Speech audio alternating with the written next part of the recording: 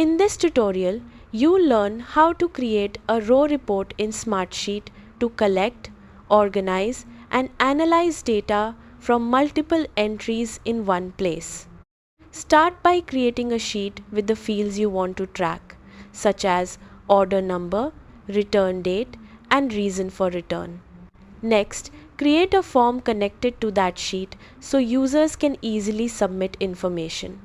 For fields like reason for return, use a drop-down list to keep responses consistent and easier to report on.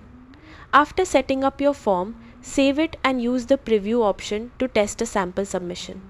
Once a form is submitted, the information automatically appears as a new row in your sheet. To create a row report, click Create. Select Report, then choose Row Report.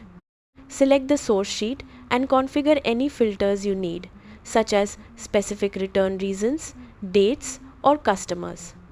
Your row report will automatically pull matching rows into a single view, making it easy to track trends, review submissions, and analyze data across your process.